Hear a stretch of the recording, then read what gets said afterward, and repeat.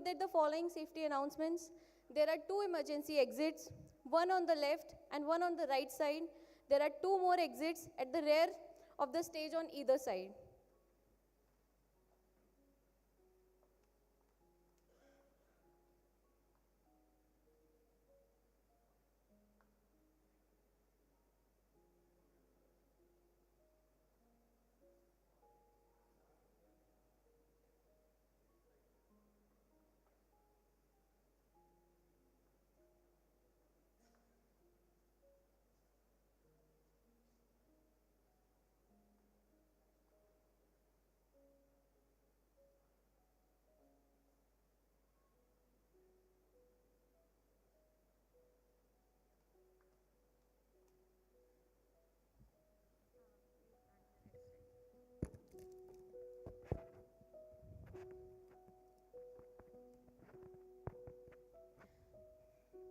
May I please invite the following dignitaries to take their respective seats on the stage.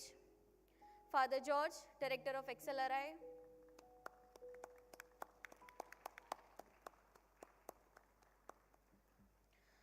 Professor Nagesh Murthy from University of Oregon.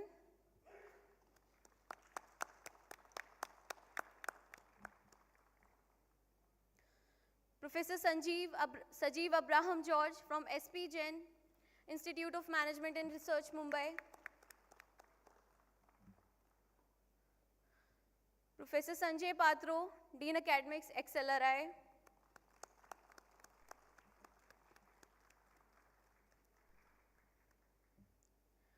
Father Donald De Silva, Dean Admin, XLRI.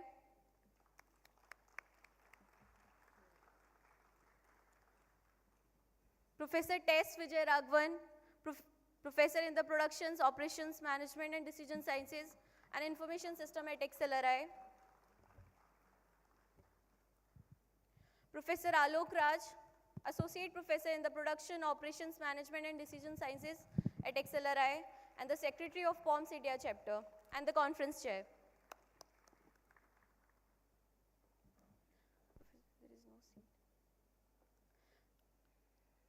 Ladies and gentlemen, Namaste and a very warm welcome on this cold and pleasant morning to the POMS India International Conference 2023. It's an absolute pleasure to stand before such an esteemed gathering of research scholars, academicians and industry practitioners.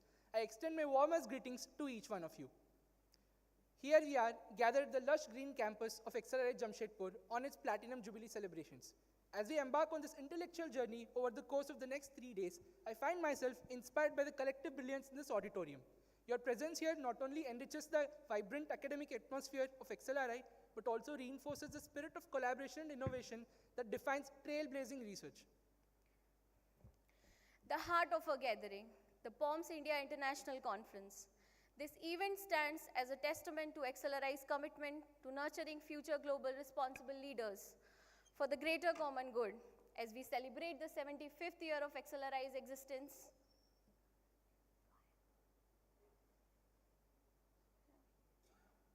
As we celebrate the 75th year of XLRI's existence, this conference is a special part of our anniversary celebration, representing XLRI's commitment to a theme of Aspire Beyond. Over the next 3 days, we'll engage in a series of stimulating keynote sessions, thought-provoking panel discussions, and insightful paper presentations. Each of these sessions represent an opportunity to learn from one another, to challenge our assumptions, and to broaden our perspectives on the future of operations management. I urge you to seize this opportunity to connect, collaborate, and cultivate new ideas. To XLRI, this conference is not merely an event, it is a catalyst for collective growth where each participant plays a vital role in shaping the discourse of operations management for the greater common good for humanity across borders. The theme of this year's conference, Envisioning the Future of Operations for Sustainability, resonates with the pressing need to reconcile the demands of economic growth with the preservation of our planet's delicate ecosystems.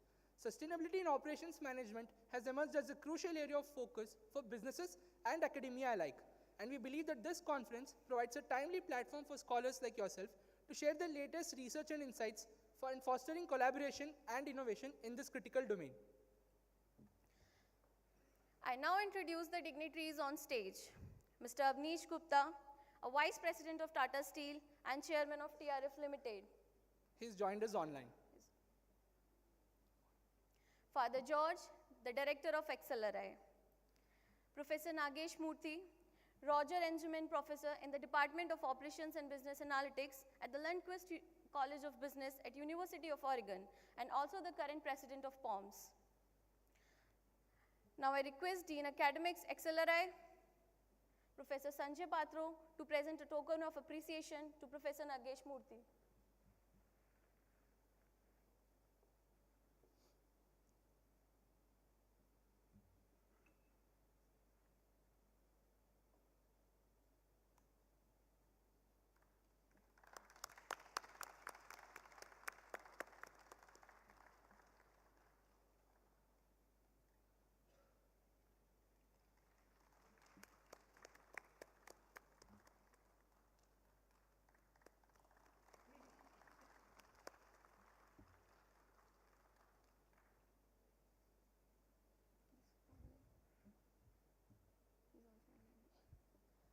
Next we have Professor Sushil K. Gupta, Distinguished University Professor from College of Business at Florida International University. He'll be joining us online. Next we have Professor Sajeev Abraham George, Professor of Operations Supply Chain Management and Quantitative Methods at SP Jain Institute of Management and Research, Mumbai. Now I request Professor Alok Raj to present a token of appreciation to Professor Sajeev.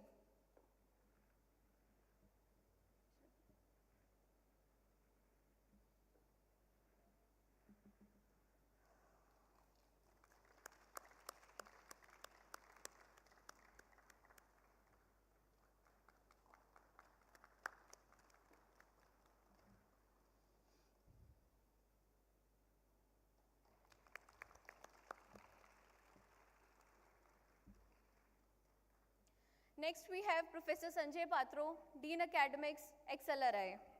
Professor Donald De Silva, Dean Admin, XLRI. Professor Tess Vijay Raghavan, Professor in the Production, Operations Management and Decision Sciences and Information Systems at XLRI. Professor Alok Raj, Associate Professor in the Productions, Operations Management and Decision Sciences at XLRI and the Secretary of POMS India Chapter and the Conference Chair. Can we have a huge round of applause for all the dignitaries?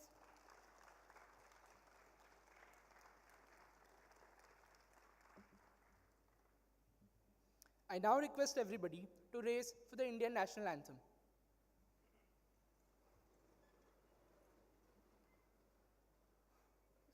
Jana Gana मन अधिनायक जय हे भारत भाग्य विधाता पंजाब सिंध गुजरात मराठा द्राविड़ उत्कल बंगा विंध्य हिमाचल यमुना गंगा उच्चल जलधि तरंगा तव शुभ नामे जागे तव शुभ आशीष मांगे गाहे तव जय गाथा जन गण मंगलदायक जय हे भारत भाग्य विधाता जय हे जय हे जय हे जय जय जय जय हे Please be seated. I now request Director Father George, Professor Nagesh Murthy, and all the other dignitaries on stage to please light the lamp.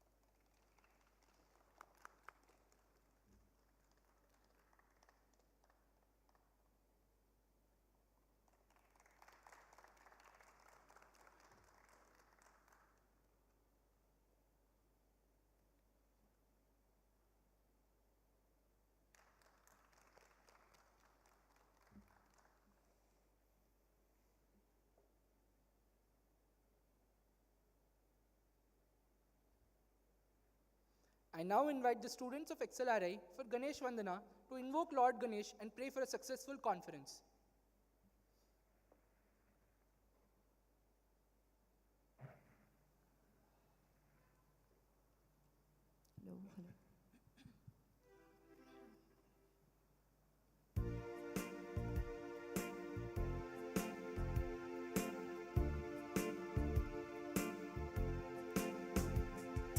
उदाकरात् मोदकं सदा विमुक्तिसाधकं कलाधरावसंसकं विलासिलोकरक्षकम्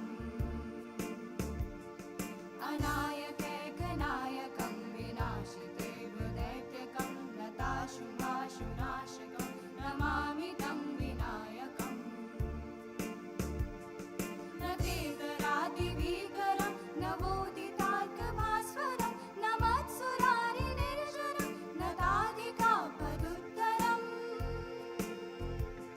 सुरेश्वरं निधीश्वरं गजेश्वरं गणेश्वरं महेश्वरं तमाश्रये परात्परं निरन्तरम् समस्तलोकशङ्करं निरस्तदैत्यकुञ्जरं दरेदरोदरं वरं वरे भवत्रमक्षरम् कृपाकरं क्षमाकरं मुदाकरं यशस्करं मनस्करं नमस्कृतां नमस्करोमि भास्वरम् अकिञ्चनार्तिमार्जनं चरन्तनोक्तिभाजनं पुरारिपूर्वनन्दनं सुरारिगर्वचर्वणम् प्रपञ्चनाशभीषणं धनञ्जयादिभूषणं कपोलदानवारणं भजे पुराणवारणम्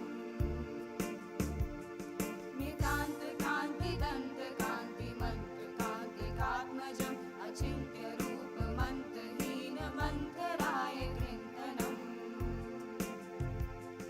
हृदन्तरे निरन्तरं वसन्तमेव योगिनां तमेकदन्तमेव तं विचिन्तयामि सन्ततम्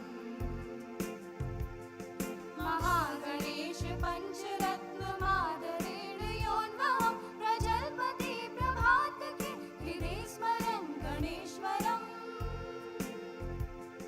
आरोगतां दोषतां सुसाहिती सुपुत्रतां समाहितायुरष्टभूतिमभ्युपैति सोचिरा जय गणेश जय गणेश जय गणेश पाहि मां जय गणेश जय गणेश जय गणेश रक्षका जय गणेश जय गणेश जय गणेश पाहि मां जय गणेश जय गणेश जय Ganesh Rakshaka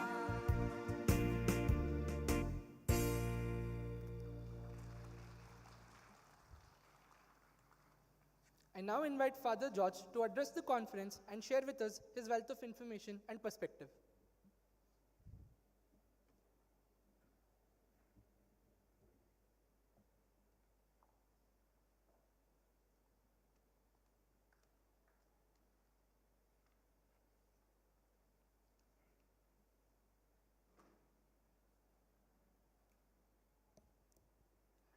Good morning to you all.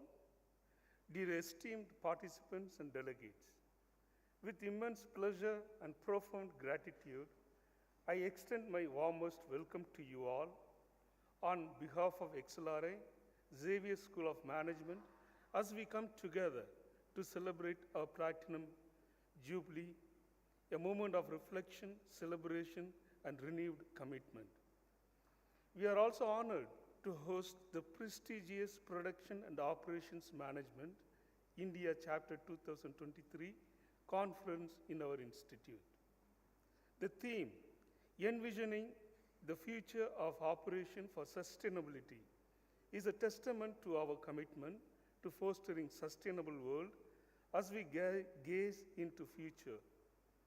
We are immensely grateful to all the authors, reviewers, conference organizers, and participants who have contributed significantly to the success of this event.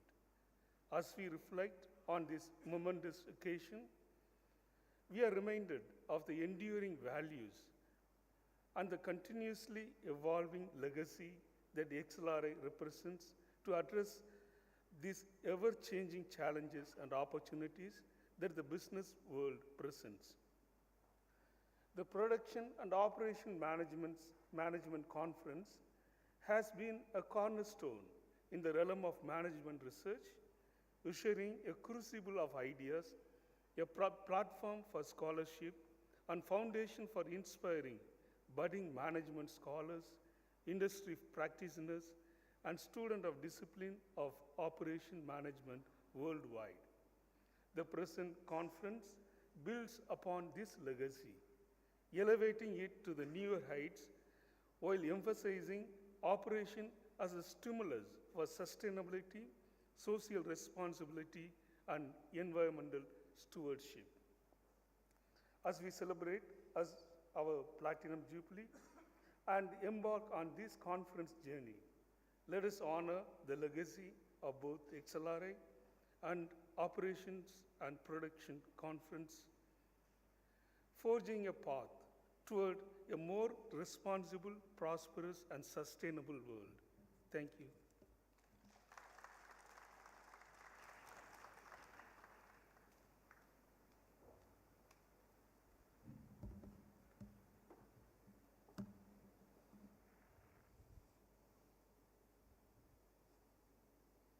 Thank you, Father George, for the enriching words. I now request Dean Academics of XLRI, Professor Sanjay Patro, to say a few words about XLRI.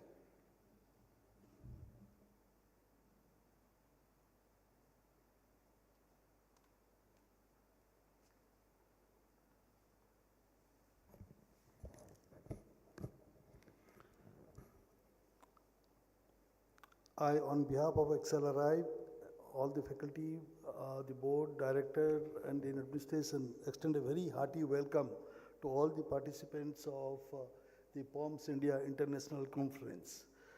Being the oldest B school of the country, this year, from this October, we are celebrating our Platinum Jubilee. I'll briefly share the journey of XLRI. XLRI started in a small way in 1949. We have grown organically. 1954, the Master in Labor and Social Welfare program was introduced. Later on, that program's name got changed to Industrial Relations and Personal Management, still later to Personal Management and Industrial Relations. And currently, that program, since 2012, has been christened as Human Resource Management, which is a flagship program, and many of the CHROs of the top Forbes or the globally reputed companies are headed by our alum. In the year 1965, business management program was introduced. When the couple of IIMs, the bricks were being laid, we started our business management program. In 1968, the 2-year program, 65 was a 3-year program for executives working in the industry around Jamshedpur, and in 1968, the 2-year business management program was introduced. Later, in the year 1992, the doctoral program of XLRI, which we call the fellow program of XLRI, was launched in 1992. By the turn of the century, we wanted to have a presence in other parts of the world. Our first destination was Dubai. There, we were there from 2002 till 2016. Offering different programs for working executives. And in between, we had a presence in Singapore for about 6-7 years. We realized that the quality of the input that we receive in India, is immensely great, and by going there, we thought there are certain disruptions that are causing our mainstream activities. Then we consolidated here and increased our intake in XLRI campus. And since last 4 years, we have a presence in NCR, Delhi, XLRI NCR, Delhi. We are offering business management program there and innovation, entrepreneurship, and venture capital, which is primarily to prepare managers to prepare people to start enterprises as the new dynamics of the market demands it. So with the, Accelerate, though the oldest B school, have been taking pioneering steps at every point, every crossroad. We are the first to offer virtual interactive learning in the country with collaboration of the Hughes long back. So with these few words, I introduce Accelerate and a hearty, warm welcome to all the, to Professor Nagesh Murthy, the Chairman, India Conference, Professor Jose, and I thank Professor Alok for the wonderful efforts, and Father Donald for making all the arrangements. So with these hearty welcome to Accelerate, I wish these 3 days you will deliberate on several important issues relating to operations, especially in the era of global supply chain, and which will breed new project ideas amongst all our faculty colleagues and the scholars. Thank you.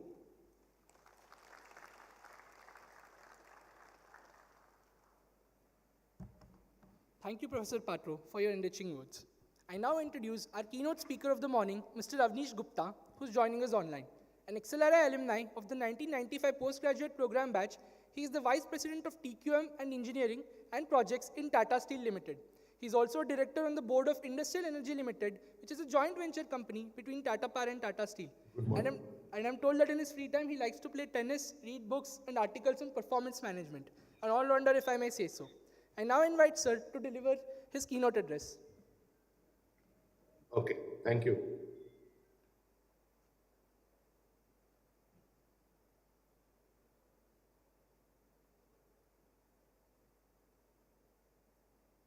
Okay, so good morning. I hope you can hear me. Okay, so good morning to all of you, all the faculty, staff, students of Accelerate, all my fellow speakers, the conference participants, ladies and gentlemen. I'm Avnish Gupta, working with Tata Steel. And first of all, let me apologize for not being physically with you at Accelerate. But I'll try to make up through my talk virtually. I've been asked to present something on what steel industry, especially in India, is doing on sustainability. And I see the conference theme also as envisioning the future of operations for sustainability. So I'll share my screen. Just let me know if you can see. Can you see it? Okay. Yeah. So as I said, envisioning the future of operations for sustainability, and I try to give you some perspectives from the steel sector decarbonization work that is ongoing. The first part on sustainability is now become a huge subject, and while it was always important, it's gained traction in the last few years or a decade, and it has, all of you know, three aspects. One is on the economy, one is on the society, and the third one is on the environment. And it is on the environment that I'll be touching from the steel industry aspect. And since we are talking about operations, you know, manufacturing operations are an important aspect of any economy. Indian manufacturing, while the percentage of GDP has been static, and you can see on the right, the world manufacturing value added as a percentage of GDP has also declined on a percentage term. But if you look on the absolute terms, Indian manufacturing has in the past 50, 60 years grown many-fold, from 5.5 billion in the 60s to 450 billion US dollars in 2022. And similarly, you can see what the world manufacturing in US dollars is currently, almost touching $108 trillion. So the absolute manufacturing worldwide and in India is increasing. And it has a ramification on the environmental sustainability aspects emerging out of manufacturing.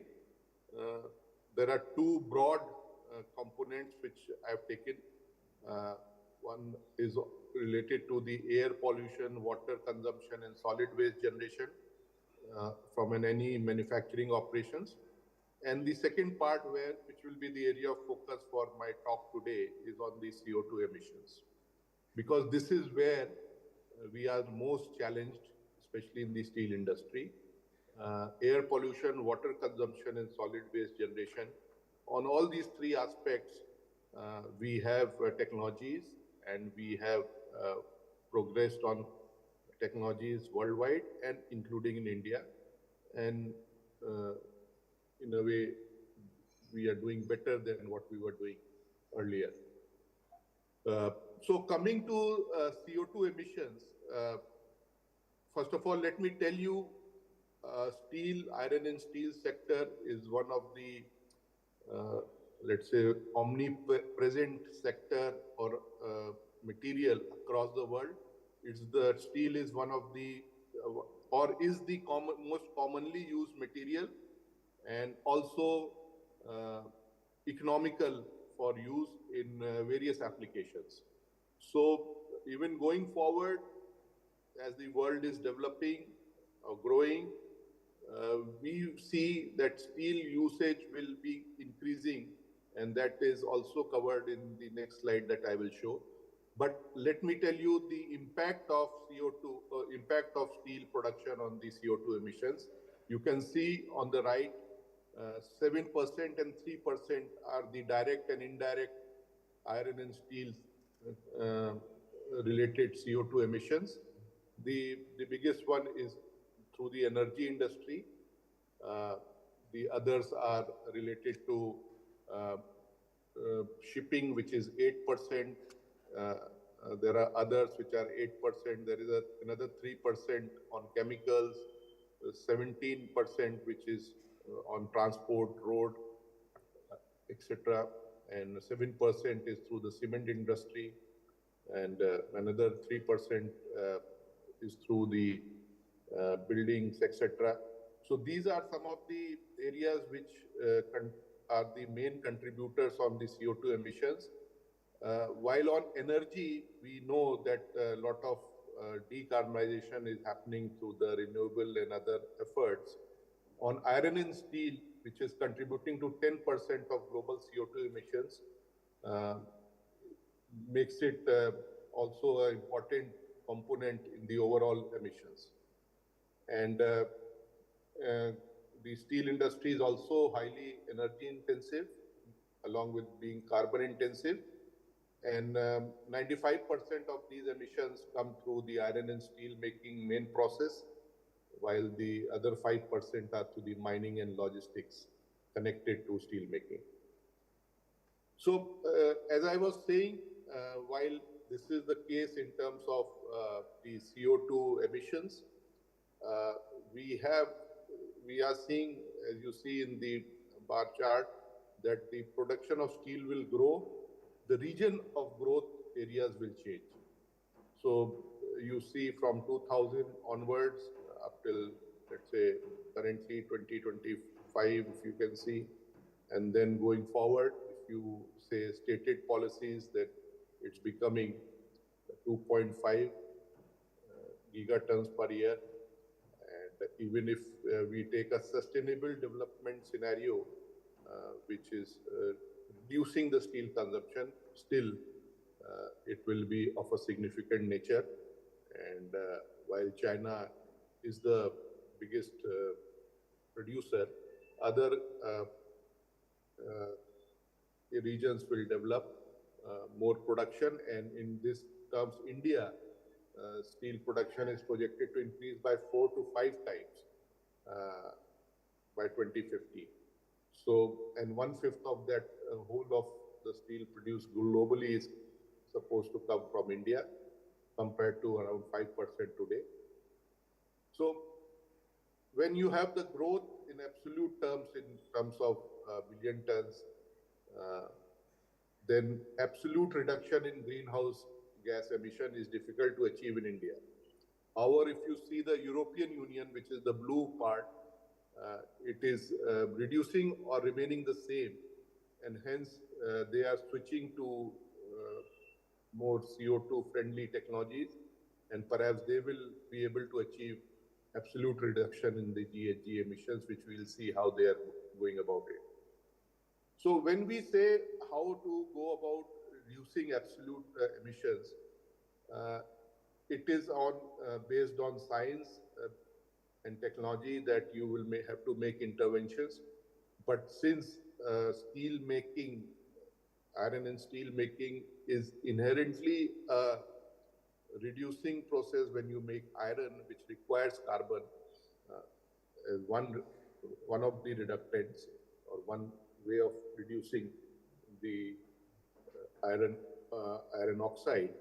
So you have inherently a science which is based on use of carbon for producing this steel, and hence it is difficult to take science-based targets, SBTi, which demands absolute reduction of demands reduction of absolute emissions. So in India, what we are on the Indian steel companies are doing are taking targets on specific emission reduction, which is tons of CO2 per ton of steel being produced, and that is where the first aim of the Indian steel industries is to get better on the specific emission of CO2. I was talking about the European steel industry, and you can see historically the blast furnace route was in vogue on the left, and in the present and near future, the blast furnace use is reducing in the EU, and in the future it will be almost negligible. Natural gas-based directly reduced iron is a process which has been adopted due to availability of natural gas in the European Union, and that currently is in vogue. But in future, as we transition more to scrap and hydrogen, that also will reduce, because natural gas also has some amount of CO2 as an emission.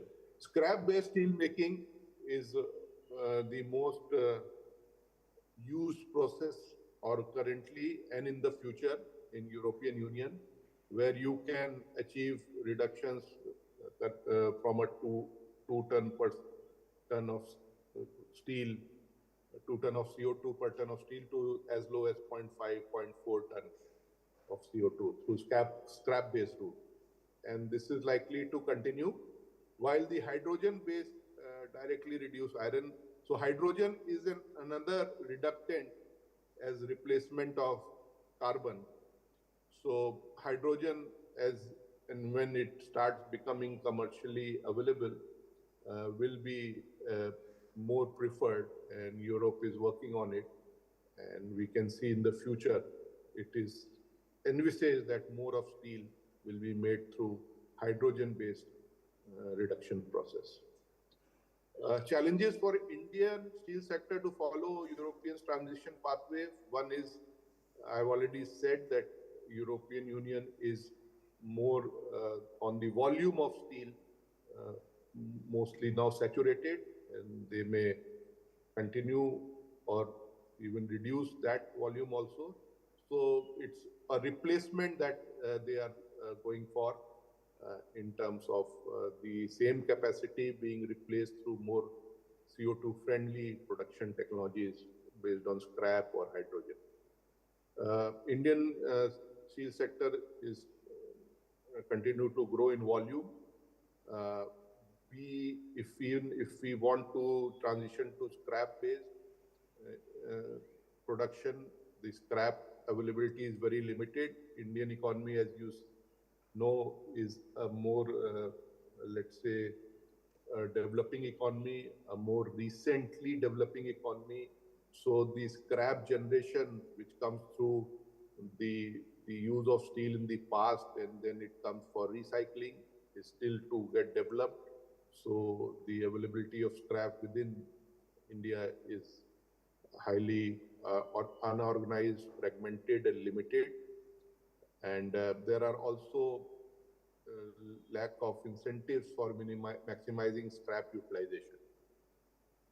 Having said that, in Tata Steel, we are going for the first fully scrap-based steel production of long products in our facility, which is coming up in Ludhiana, which will use 100% scrap and will have a CO2 footprint of around 0.4 to 0.5 tons CO2 per ton of steel being produced there. Also, natural gas is very limited in availability in India. Steel sector is not the first choice, even if whatever is available as natural gas in India to be allocated to the steel sector. There is high price volatility and there are availability and supply constraints. So the natural gas-based route and the scrap-based route, which European Union, European steel industries are adopting, has also challenges for us in India. Over that, the regulatory environment in India is right now evolving, and there are right now no regulations around carbon pricing. There is no carbon price, and it is, let's say, under discussion and hopefully under quick implementation. Again, to tell you, even in absence of this, on a regulatory framework from Government of India, Tata Steel on its own has adopted a carbon price of $40 per ton on any of the projects or initiatives taken, and we penalize in a way any CO2 emission to a tune of $40 per ton to see whether we are having a viable option or not. Long-term carbon price projections to enhance confidence to invest in cleaner technologies, even going forward, what can be the carbon price projections which will help us to invest now are also absent. There is also a scheme that is in discussion but not there for creating demand for low carbon products at some premium. So even if you produce the so-called green steel, whether they will demand, they will get a premium or not, that is a question mark. So standards, what is to be called green steel, and promotion of public procurement policies for green steel are required. Then incentives or subsidy on low carbon products, which will help in producing low carbon steel, such as being provided, let's say in US, where you have production tax credit on production of clean hydrogen, so that hydrogen costs are lower, and then you can use it for steel making. Also, whatever incentives and subsidies in India are there are low, and even if they are there, they are more applicable to oil, gases and fertilizers rather than steel sector as of now. So these are some of the regulatory supports that we look for in India to progress faster on the CO2 reduction technologies. So if I come to now some of the real operations which will lead to a lower CO2 footprint in steel making. First is the most obvious one is the carbon capture and utilization. The CCU is all about, even if you produce CO2 through the blast furnace route, which is the most CO2 producing unit in a steel making environment, you can look for capturing it and utilizing it. So, but for capturing, you require 136 kg of hydrogen per ton of CO2 being captured. And hence, if this hydrogen is available economically, then net zero is achievable. You can also look at injecting hydrogen in a blast furnace. Like I said, you inject carbon in form of coke and other coal products as a reductant. So you can replace that with hydrogen. And so 110 kg of hydrogen is required for per ton of CO2 reduction in blast furnace, but still you will not be able to achieve full net zero because you still will require some carbon as an injection in the blast furnace. The final thing is, if you transition fully to a hydrogen-based production through the DRI route, directly reduced iron production route, you require 36 kg of hydrogen per ton of CO2, and net zero is achievable. So if you see, the green hydrogen is required most when you are doing a carbon capture and utilization, vis-a-vis if you directly produce DRI using hydrogen. So all these routes for production of lower carbon CO2 are dependent on availability of green hydrogen. If you look at cost effectiveness of hydrogen versus any CO2 price that may be fixed, as I said, right now in India it is zero. So if you have a break-even price of hydrogen in US dollars per kg of 3.1 and a CO2 price US dollar per ton of 120, then perhaps you can break even for producing hydrogen-based DRI. And the various steps are shown below in this format. Right now, it's $4 to $5 hydrogen price. Even if it is available, it's not available at large scale. And there is no CO2 price fixed for India. We have fixed internally in Tata Steel $40. So this is where it is on the economic part of producing green steel using green hydrogen. If you can say that you use CCU, which is the carbon capture and utilization, and convert the carbon captured and utilize it for methanol production. Methanol, as you may be aware, can be mixed with the fuel, the diesel, petrol, and used for as a green fuel, if I can say. So for methanol production also, you see the break-even at $2.1 per ton of hydrogen with a carbon tax of 120, then it makes sense economically to produce methanol through the captured carbon. So these are some of the economics related to production of green steel or utilization of the carbon captured in some form as a viable product.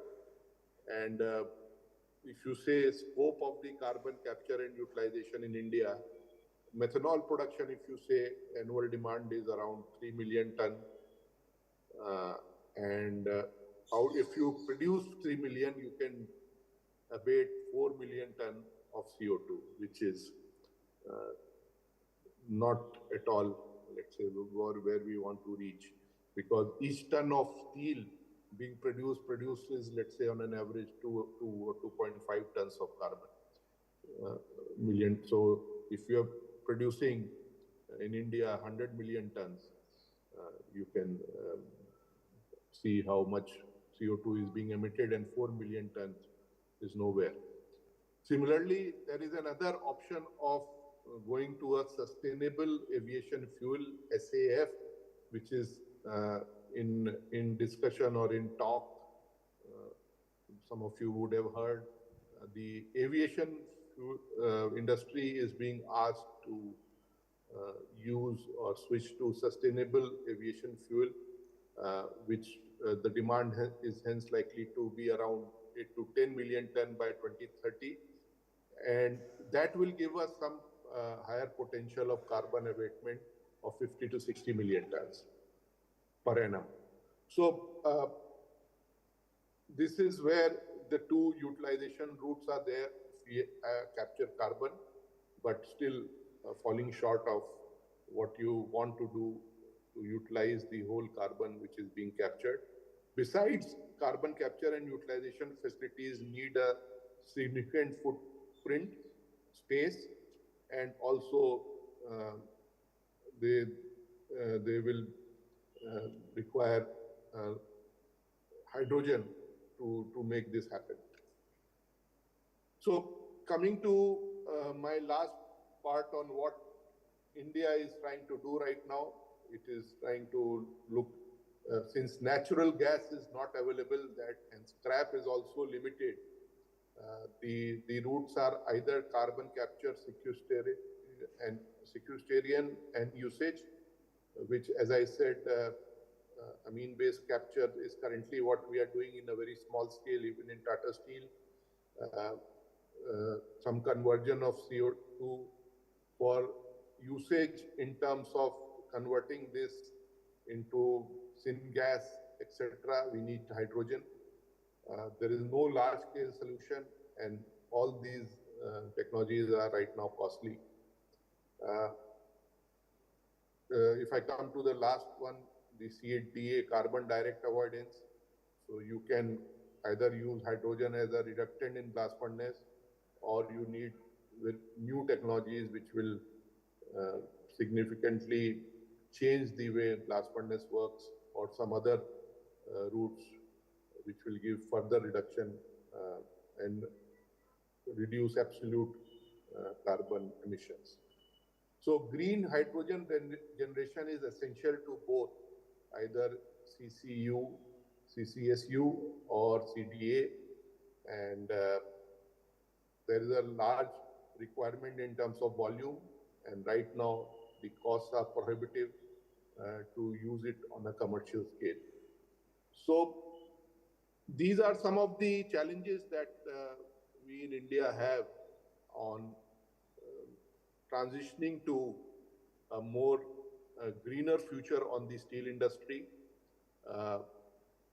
As I speak, work is in progress on all these fronts, and we hope that once we develop solutions perhaps around hydrogen or do a better technology work around the blast furnaces to make it more carbon friendly, perhaps we may not be able to do a absolute net zero, but we, on the specific CO2 basis, we reduce it significantly from the levels that we are operating. So this is a challenge for production and operations of steel in India, and I would say worldwide. And I look forward to contributions from all the people who can, through the technology and innovation work in this field, to support the industry in a greener future. Thank you.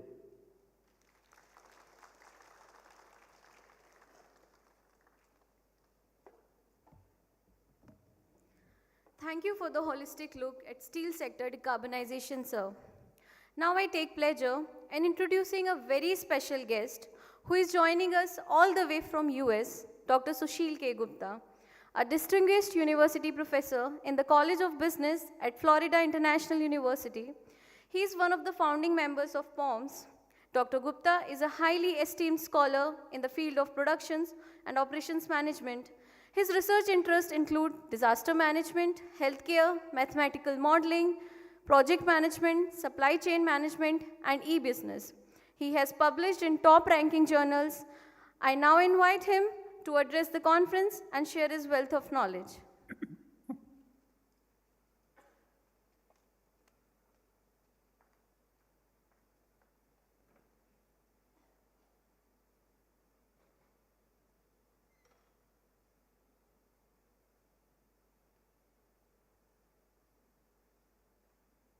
Can I start my presentation? Okay. No, sir, we can't see your screen.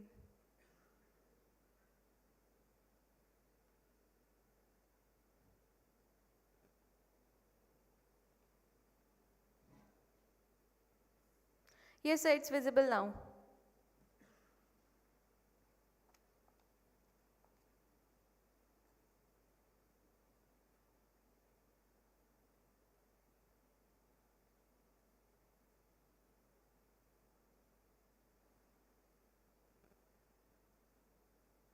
Good morning.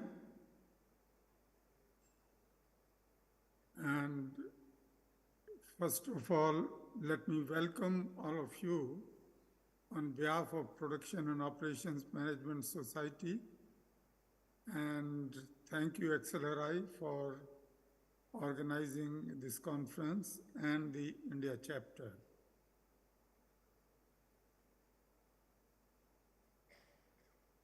What I'm going to do here in this presentation, I'm going to talk briefly about the society and then talk about the topic of the conference, theme of the conference. POMS is an international professional organization representing the interest of POM professionals that includes practitioners as well as academicians. You go to poms.org to view the website.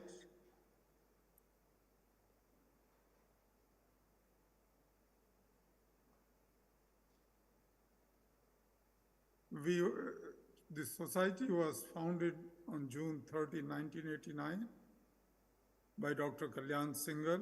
We had our first conference in Washington, D.C. in October 1990, and we started publishing a journal, Production and Operations Management, which is the most prestigious journal in our field. The membership data for the society is about 2,400 plus from about 55 countries. We have regular membership, fees is $160. And then we have affiliate membership. Members from emerging countries, emerging economies, they pay $25 like India or Brazil, Latin America, Caribbean, China. And the students and retired members, they can become members of the society, paying no dues. It is free for them.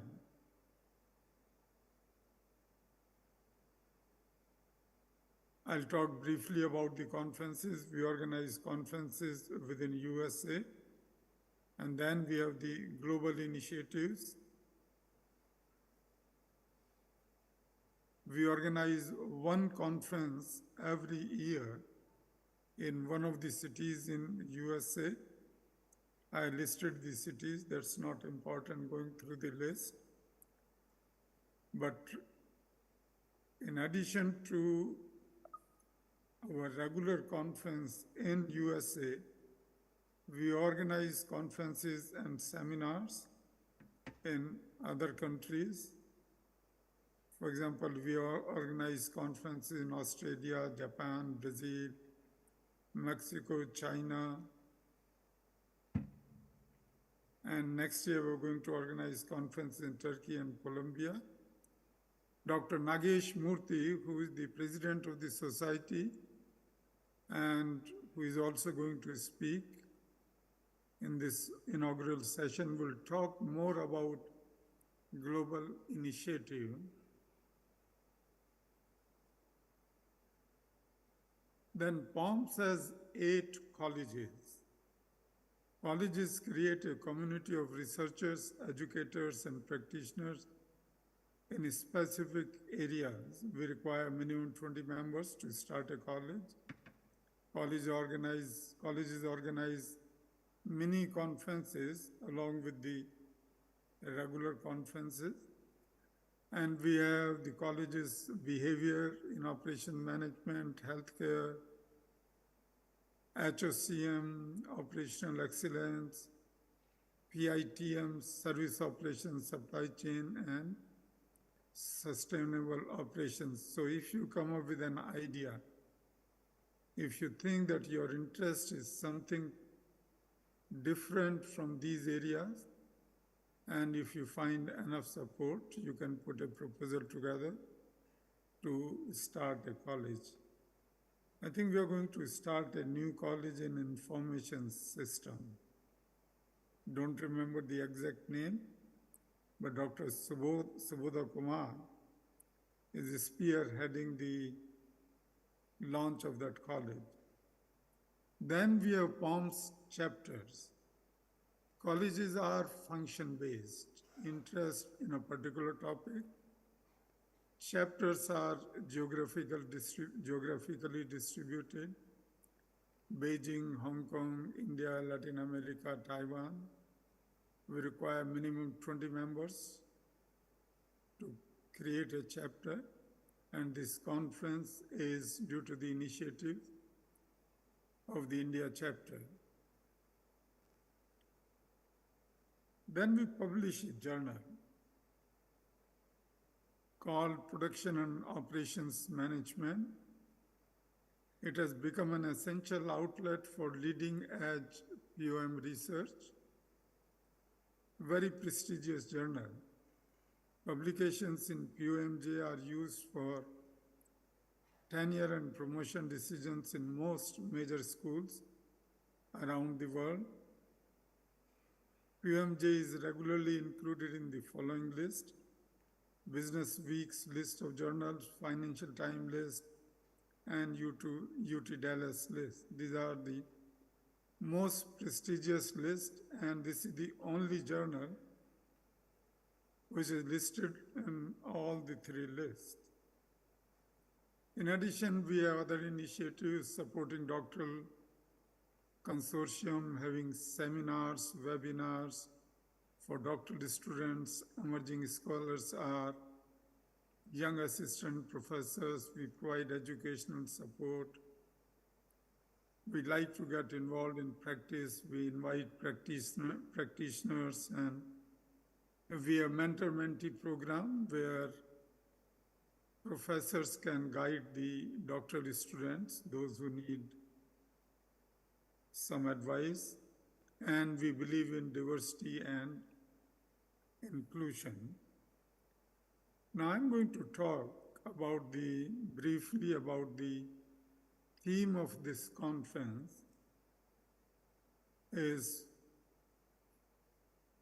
Future of Operations for Sustainability. So I was reading this title and I said, should it be Envisioning the Future of Operations for Sustainability? We are talking the future of operations, or should it be the future of sustainability due to operation?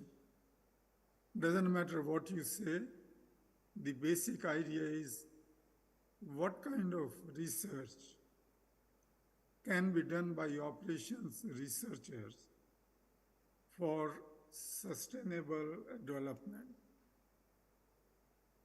What kind of research you and me, the professors, can do for sustainable development. And as most of you know, there are 17 sustainable goals which have been put together by United Nations for peace and prosperity of people and planet. And the goals focus on ending poverty, health and education, reduce inequality, spur economic growth, climate change, and working to preserve our oceans and forests. Now the question is, if operations people, those who are doing research in the area of operations management, how can they support these goals, or should they support these goals? If yes, what they can do? Probably not all of them, but for some of them, they can do something. So I started looking at this problem. And here are the 17 goals. And poverty, and hunger, achieve food security, nutrition, sustainable agriculture. So there are 17 goals. So as operations management researcher, we can pick up each goal and see what we can do or what can be done or what has been done. When I started looking at goal by goal, I almost came empty-handed to find the contributions on each goal. So the research question, I'll come back to that again.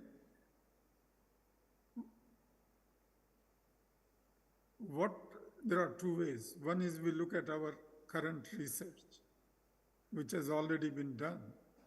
We've been doing research for X number of years, and these sustainable goals came recently. So we can look at the past research and try to map it on the 17 goals and see which papers in the past allude to which particular sustainable goals, or then what we can do in the future which can focus on a particular goal. What we have done, we have done. So we need to look back and see what we have done and then project it in the future. Now, when we talk about sustainability, as operations management researchers, we have to look beyond these 17 sustainable goals. We might think of other ideas, other sustainability issues, which are not covered by these goals. But these SDGs is a good starting point. For example, end hunger, achieve food security, improve nutrition, etc. Goal number 2. I wrote a paper which says opportunities in farming research from an OM perspective, where we reviewed papers and see what is being done. And there are many other issues which we did not cover. For example, food waste, food banks, distribution of food, carbon footprint. And this is a paper written by me and 3 other colleagues, Hossein, Manish Shukla, and Nagesh Murthy. Nagesh is present in the conference. So this is just one idea that we can pick up a goal and then see in what way operations management can help it. Or we can look at the problem in a different way. Those 17 goals mentioned, people, planet, we can add profit, and then we can see which goals really belong to which group, people or planet. For example, when you talk about urgent action to combat climate change and its impact, it's for the planet. And then there are intersections. So the literature in OM can be divided into these broad categories, and then somebody who is doing research, who is analyzing the problem, they can pick up people, planet, cross-sections, profit, classifying like this. In the past, we have published papers in the area of remanufacturing and closed-loop supply chain. Those are sustainability issues, if we look back. SDG 12, sustainable consumption and production, resilient infrastructure, combating climate change. So we can look at the group of papers. This is what I'm trying to do here. I looked at the papers which are published in our POM journal, and tried to see which are the papers which are on remanufacturing and closed-loop supply chain, and then whether they cover any one of the SDG goals or not. Or it could be studies on sustainable sourcing, procurement, contract, design, and so on. Now, when you combine these, different people will come up with different ways to group these concepts together. But the idea is to put them together and see if we can convey something as researchers. For example, here, in the diagram earlier, we say people. So I started looking at the papers which deal with people. And when we talk about people, we can talk about healthcare and service delivery. That's not for the planet, it's for the people. Humanitarian aid and relief operations for people. Gender equity is for the people. People-centric sustainable development strategies, volunteer engagement, and not-for-profit operation. So when I looked at the papers, and again, this is the, along with me, there are two more authors. So we discuss them and we say this paper really belongs to this category. And this is a work in progress. And then we looked at the methods also. What kind of methods are being utilized, behavioral, experimental, big data and analytics, game theory, statistics, mathematical optimization model, and theoretical. So it covers everything. That means, and what I did, I looked at only the POM journal. There are other journals also. And we use the words like sustainability, sustainable, sustain, to find out some papers. So that is how we try to get the literature, try to get the papers. So I think it's a very good idea to look at what has been done, how OM researchers have contributed to sustainability, and what can be done in the future. This is what I wanted to tell. Thank you very much. Any questions I can answer?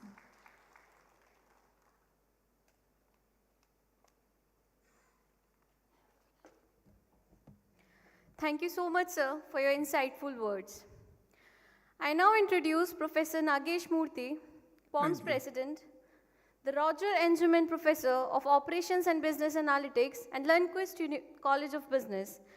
He has worked with leading administrators and faculty in engineering school in Oregon and Southwest Washington, major manufacturing firm in the Pacific Northwest, and governmental and non-profit agencies to foster university, industry, government partnership for enhancing innovation, sustainability, and competitiveness for the manufacturing sector in the region. Please join me in welcoming Professor as he takes the podium to address a conference.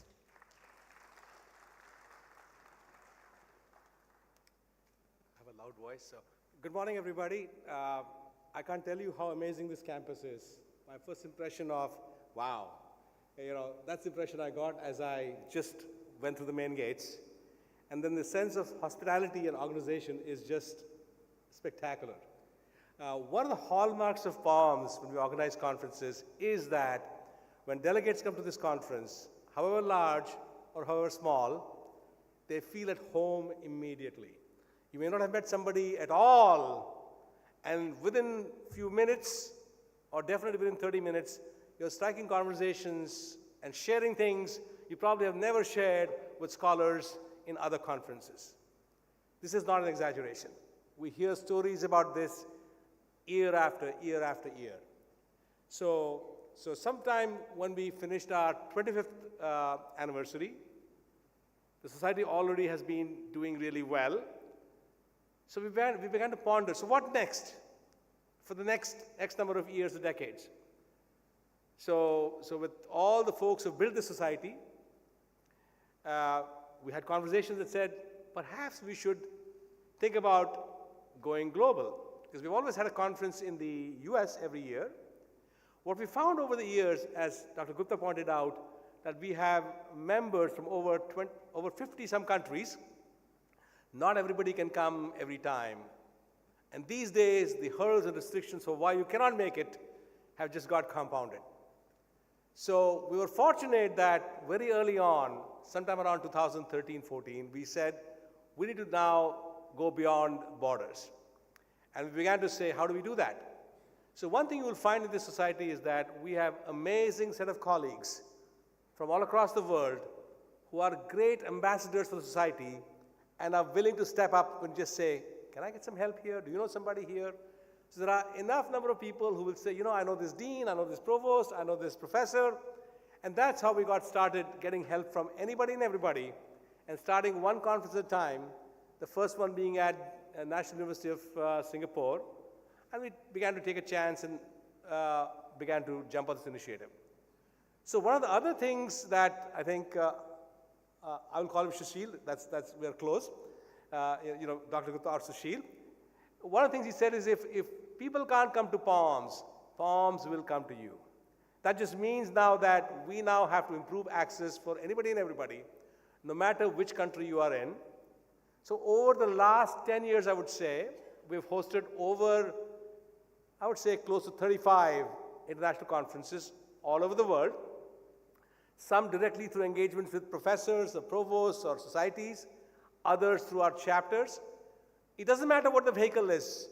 All our entities are striving for the same thing. How do we create a platform where people can come and have a very meaningful conversation, have a good time, foster friendships, and begin to look for those people every time you go to the next conference. You met somebody here, you're saying, is this person here or not? So that's a sense of growing of the community, what this society is all about, and it has come because of every member in the society, in some way or other, has played a role in building that sense of collegiality, camaraderie, sense of belonging. So for us, culture, I'm an engineer. I never thought about culture till I was 60 years old, maybe. You know, I mean, I'm all nuts and bolts kind of guy. But as I passed through my last phase of my life, I think the notion of culture and how people come together, what brings them together, what motivates them, it's something that you can't do by just design. You have to just nurture it and let it happen organically. So again, POMS is one of those organizations. So coming to the theme of the conference in terms of the future operations for sustainability, I'll keep it somewhat narrow. One of the big reasons why I do these conferences all over the world in these small forums, for us, we don't want to be big. 50 sometimes may be the ideal number, sometimes 100. 400 starts getting too crowded. So a small conference where people can meet is the place where we can engage in meaningful conversations. So all the perspective that you got from the first speaker in terms of a perspective on how, in the steel industry, what does it look like in landscape in terms of how you will, deal with these challenges. Then Dr. Gupta gave a view of our own view of the world, which is we look at all this research, seeing what has been done, what really needs to be done going forward is another perspective. A third perspective, which is really important, is to bring the scholars together. 1 and 2 does not guarantee the third thing happens. So conferences like this, where we enable people to come and share, their ideas, work in progress, what they want to do, what kind of person they want to collaborate with, everything is open game here. And once you do that, you find that you sometimes walk away with somebody you would never have worked with. And I can bet you in 2 years from now, you may be co-authors. So our goal here in this kind of engagement is to create that platform. Try to. We just create some structure, and the rest of it is for you to engage in every minute in this conference and extract that surplus. The value has to be extracted from you. It just can't be offered. So the other thing that we have been trying, and this is one of our personal passions, is in the US, the research schools have very strict mandates, requirements in terms of publications and what you need to do. There's no choice. You learn as a doctoral student the first time, which is rarely enough, and then you say, oh my God, and you dive in and survive and survive and survive. Decades go by, and you've got some experience. And that's how we are doing it over and over and over again. The only difference is that when I did the first time, I was me and myself. The second time around, I had a co-author. The third time around, I had another co-author. The fourth time around, I had a student, right? I'm old enough now that in my 10th generation of experiment, I have a student. So things happen like this. It's always this process. And we hope that the scholars in India, we want to do everything possible. For me, the future, personally, it's kind of a, at this age, I feel that young scholars in India have too much talent, too much energy, and a lot of preparedness.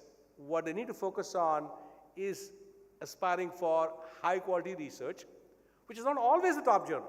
You can do high-quality research, it may not get published, but still trying to get to that point, because these challenges that we've talked about before are not something which you can do it easily. It needs to be done rigorously to have any chance of making a dent. And to that extent, I think we want to create anything possible for the young scholars, and I'm sure many in the audience, in terms of finding mentors, finding you some guidance, finding you help. Sometimes we can find you data, we can find you a company connection. All those things have happened. And they've happened only for one reason, that the person in the audience who took advantage kept saying, Nagesh, I heard about this last time. Where can I find this? Who can you connect me with? How can we help? And Nagesh is just one example of all the community that we have. So in that sense, we hope that this conference is a great, launch point for at least some of you who say, you know what, I'm so glad I came here. I met somebody, I did this thing, I got some feedback. And you can always, when you write your papers, although we're all busy, you can find somebody who can read your paper and give you some pointers. Don't just submit to a journal directly, right? So with that, I know Alok has to keep things on track. I promised him. We're behind, I think. So welcome again to this conference, and my sincere gratitude to the host school for just this wonderful opportunity. Thank you all.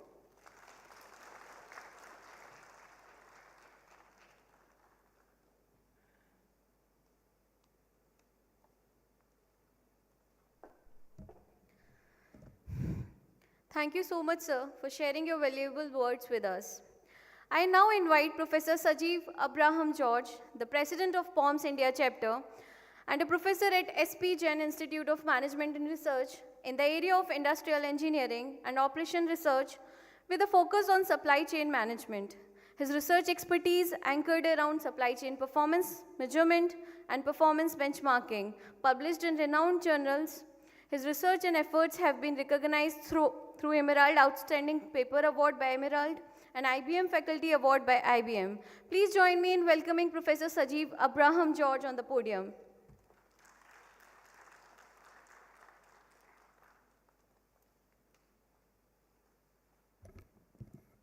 Dignitaries on the dais, those who joined online, guests, delegates, ladies and gentlemen, once again, extend a very, very warm welcome to everyone to this annual POMS Annual International Conference at XLRI.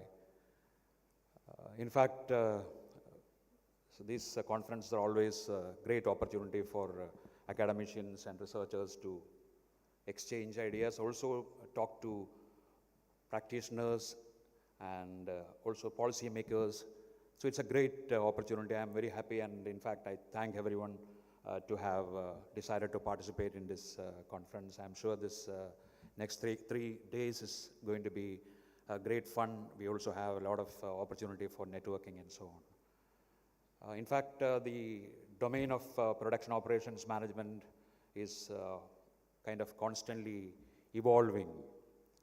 So we always know that production operations management is the forefront of innovations, especially technological innovations, and also trying to address the problems that we sometimes call it as problems posed by the VUCA world, right? So something like that. And we know about volatility, we know about uncertainty, complexity, and ambiguity. This is something that we have seen so much, especially since we have passed through the pandemic for 2 years.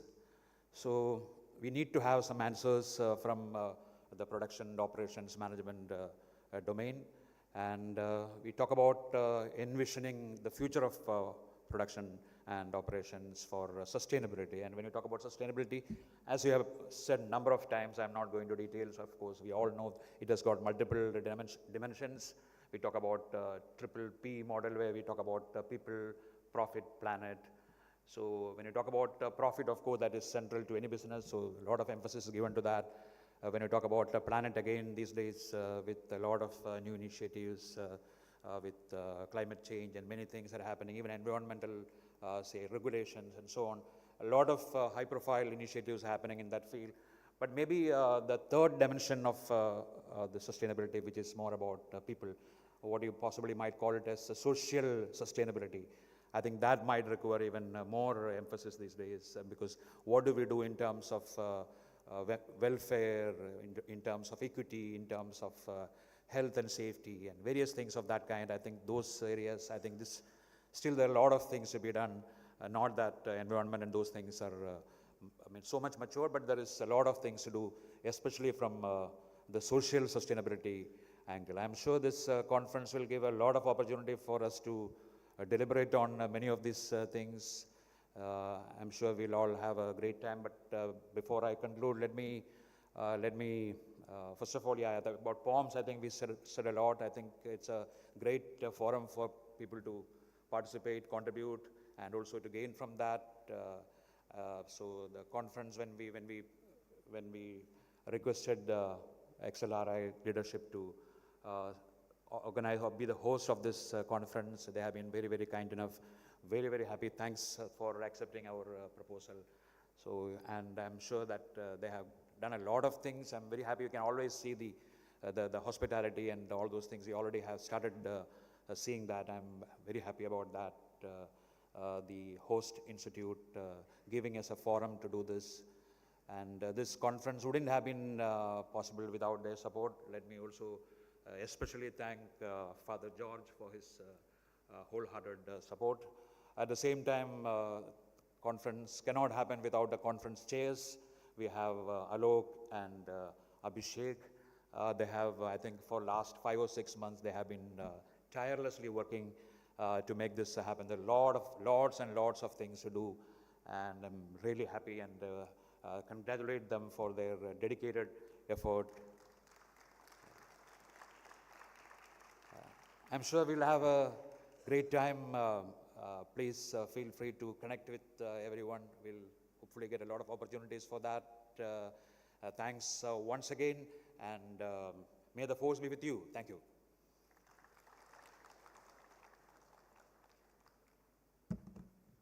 Thank you for the candid and encouraging words, sir. Finally, I request our very own Professor Alok Raj, an Associate Professor in the Production Operations and Decision Sciences area at XLRI Jamshedpur, a POMS India Secretary, and also the chair of this conference. Good morning, everyone. Distinguished guests and colleagues and students. It is great privilege for me to express warm and sincere thanks to each one of you on behalf of XLRI Jamshedpur. The success of this conference depends upon the efforts of many people. We would like to thank Father Donald for their support, our co-sponsors, participants, track chairs, panelists whose support has allowed so many of us to come together in groundbreaking exchange of views and perspective. We are grateful to POMS board members, particularly support of Professor Nagesh and Professor Sajeev for constant guidance and valuable insights. We also express our appreciations to many people behind scenes, particularly my colleague Abhishek Chakravarti, Mr. Abhishek, FPM coordinator, Mr. Syam and his team, staff members who have worked hard to make this conference happen. This gathering brings together nearly more than 250 participants from different countries. Our hope is that this conference will not break new grounds in terms of content, but also serve to break the ice between industry and academia. Please join me in expressing our appreciation to Professor Binod Singhal, who came from USA to conduct workshop in this conference. Thank you very much. Thank you, sir. fun fact about professor that I have observed, along with being a great professor, he's also a true follower of sustainability. He's a passionate runner and he uses bicycles to commute around the campus as much as he could. If I may say so, he's a true pioneer of a green campus such as ours. In fact, he ran a 5K marathon yesterday with 3 hours of sleep in the middle of planning for this conference as well. Thank you, sir. That brings us to the end of this inauguration ceremony. XLRI wishes you all a fruitful and invigorating experience for the conference. May the next 3 days be filled with enlightening conversations, shared discoveries, and lasting connections. Please enjoy the tea and snacks at Learning Center 2. The registration, where you will be provided the registration kits and other registration details, is in International Center. All the other conference festivities and activities, including paper presentations, workshops, and panel discussions, will happen in Learning Center 2. Good luck for your presentations. Have a memorable and valuable experience. Let the conference commence. Thank you.